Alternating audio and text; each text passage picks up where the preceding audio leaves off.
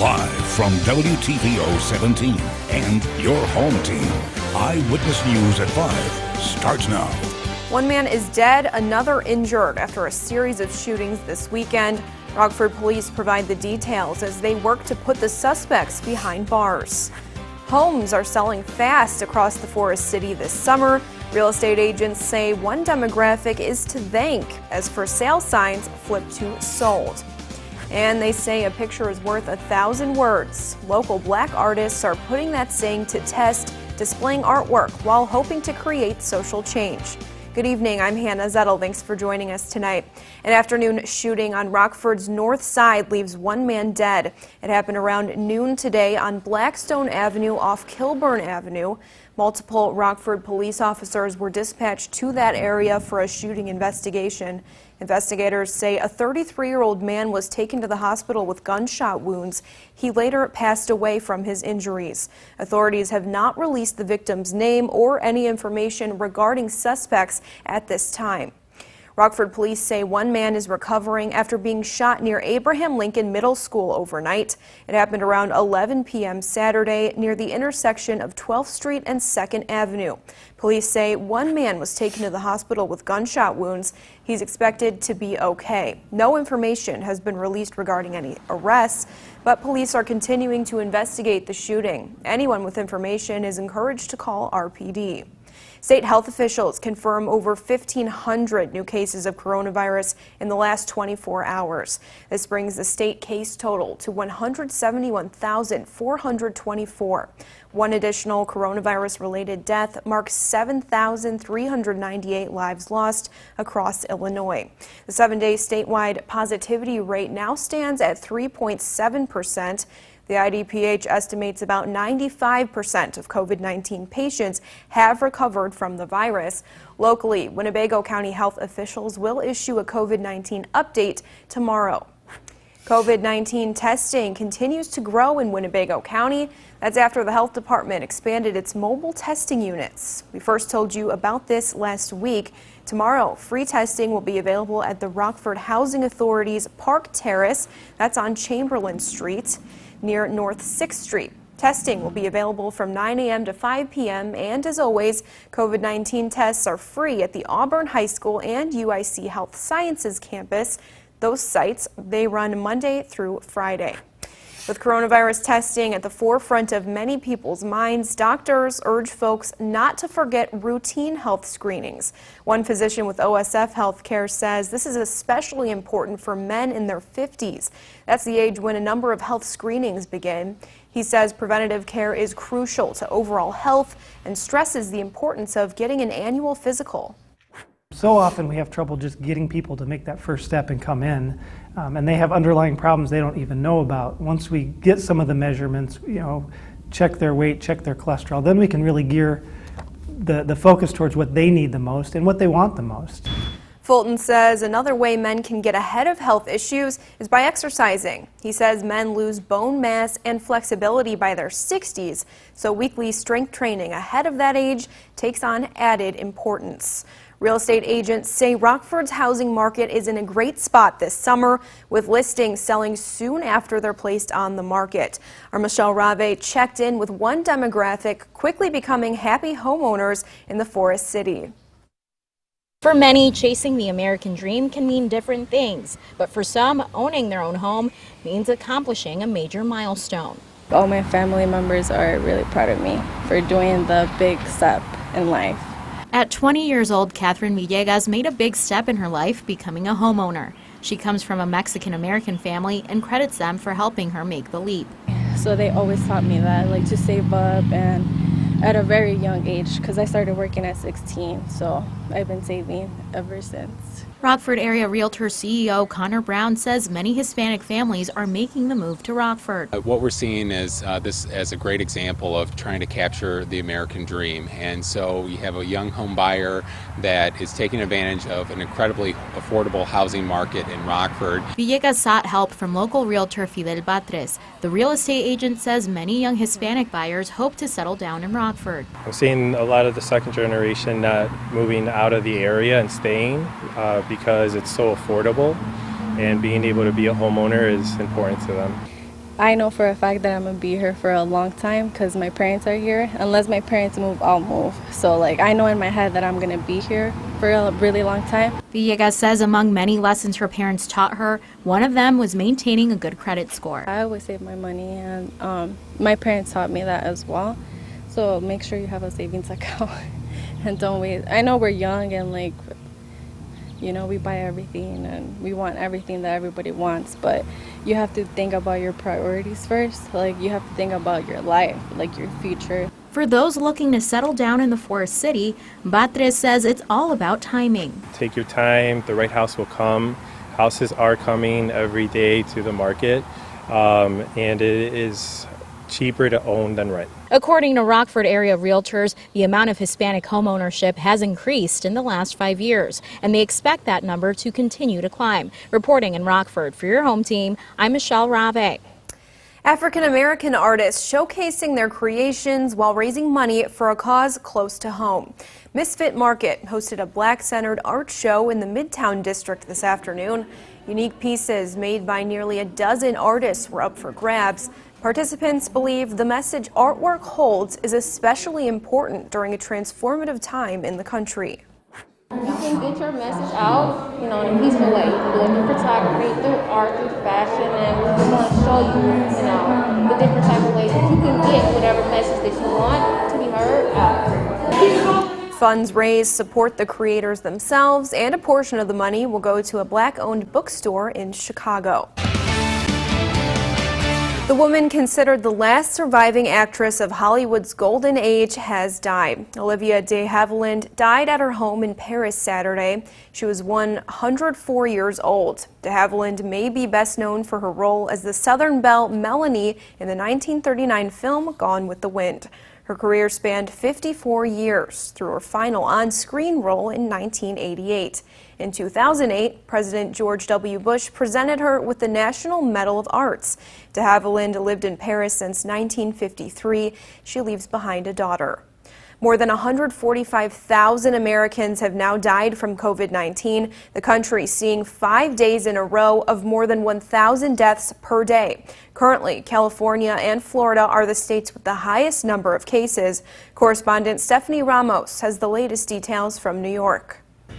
For the fifth straight day in the U.S., more than 1,000 people have died from COVID-19 daily, according to the COVID Tracking Project. The number of cases of the virus on the rise in 37 states, Puerto Rico and Washington, D.C. Dr. Deborah Birx spoke with our Columbus station WSYX with some advice on how to slow the spread. We're asking them not to go to bars. We're asking them to wash their hands and to not social gather with large groups of people. California with most cases of the virus. Our objective is to kill this virus. A shelter in place, as difficult as it will be, is the medicine we need to take. Florida surpassing New York, becoming the state with the second highest number of coronavirus cases. But business leaders in the Sunshine State are still looking for ways to get bars and restaurants reopened. Florida is still very much a global hotspot, but it is many, many weeks away from getting to a point where it can even think about bars. If they open up bars now, they're basically saying goodbye to schools for all of the fall. Those in the medical field also feeling the strain. Shortages of healthcare workers are being reported nationwide. We are incentivizing them with dollars, but at some point it doesn't matter how much you pay a person to work.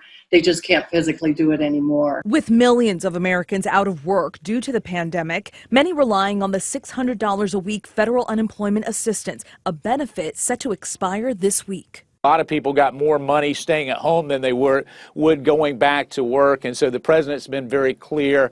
Our Republican senators have been very clear. We're not going to extend that provision. But Democratic Senator Chuck Schumer says those unemployment checks have helped the economy. Unemployment insurance has prevented the recession from turning into the Great Depression. Leader McConnell has refused to put a bill together and put it on the floor of the Senate.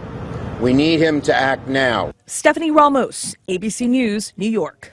Now, your first warned weather forecast with Chief Meteorologist Candice King. It is a hot one out there this afternoon. Our temperatures have climbed into the 90s, but that heat index makes it feel more like the triple digits. 101 is the current heat index right now in Rockford with an air temperature of 92. 89 right now in Belvedere, 90 degrees in Rochelle. You're at 103 for the heat index. 90 degrees in Monroe, feels more like 97. But we look off to the west and we see our temperature has fallen in Galena. That's because we actually have some showers and thunderstorms moving in from the northwest. Not really going to get rid of that humidity, but it will help cool us off. Our dew point temperatures this afternoon, not as high as what they were yesterday, but our temperatures are warmer, so it just feels uncomfortable out there. These numbers will stay pretty high through the night tonight, so it is going to be another muggy night, but we'll slowly decrease some of that humidity as we go through the afternoon tomorrow. A live look with our Mercial Skytrack camera up in Beloit, Wisconsin. Had some sunshine, but those cumulus clouds, these are starting to become a little bit more numerous, especially up to the north. You can actually see some of those thunderstorm clouds off in the distance as a line of showers and thunderstorms quickly developed further north in Wisconsin this afternoon ahead of a cold front. Now that cold front will come through after about midnight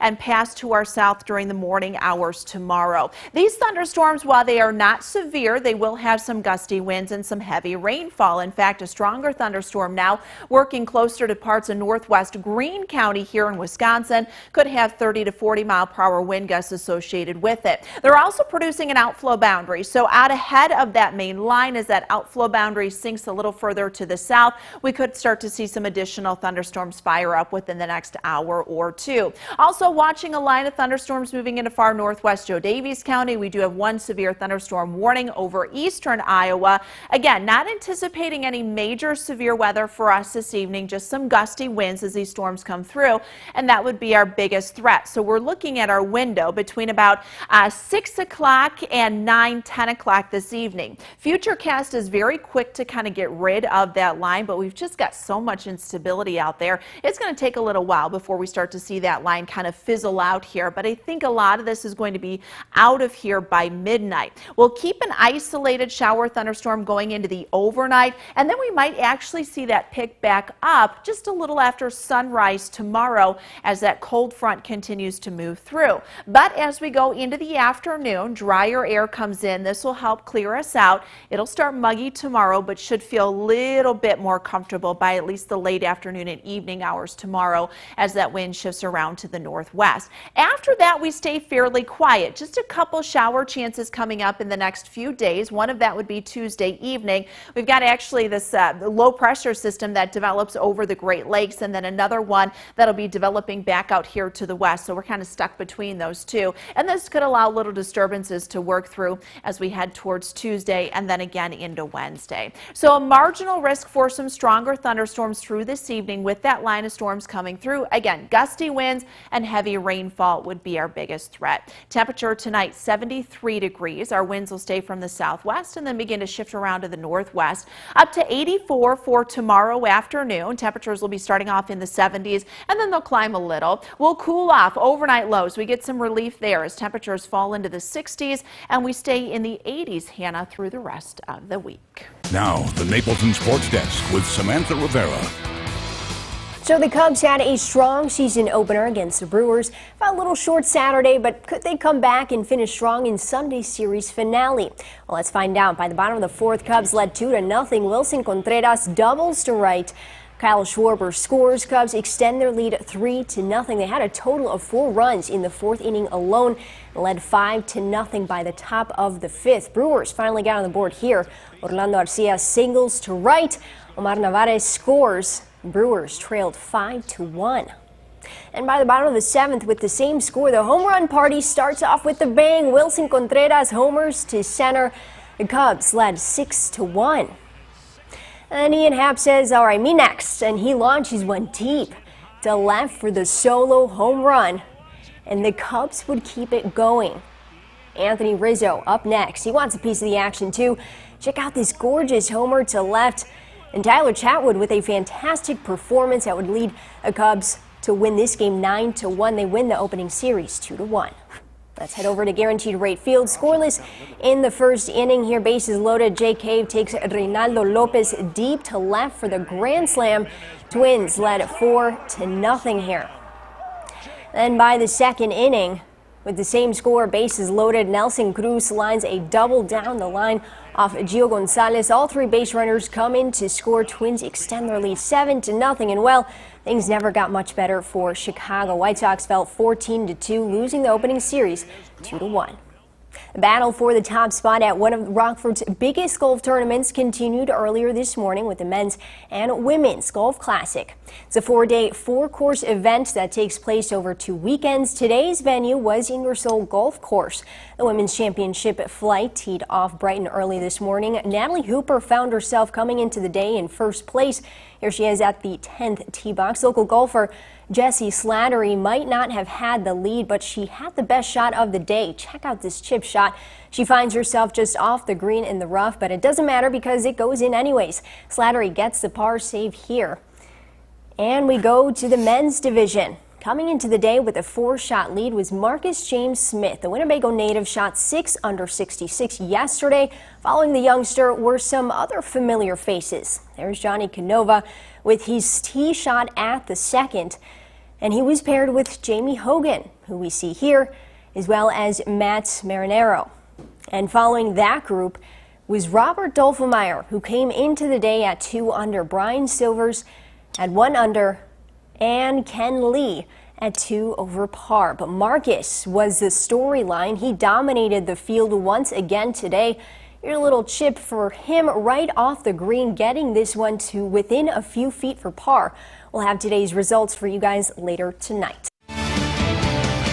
Watching a line of showers and thunderstorms move in from the north and northwest this evening. This line will continue to move southeast over the next couple of hours. Look for a few more thunderstorms to start to develop between about 6 and 9-10 o'clock this evening. Our biggest impacts are going to be some gusty winds along with some heavy rainfall, particularly with some of these thunderstorms moving into southern Wisconsin. Temperatures tonight in the 70s. We're in the 80s tomorrow, 80s for the rest of the week. Be sure to wash your hands. We'll see you back here at 10.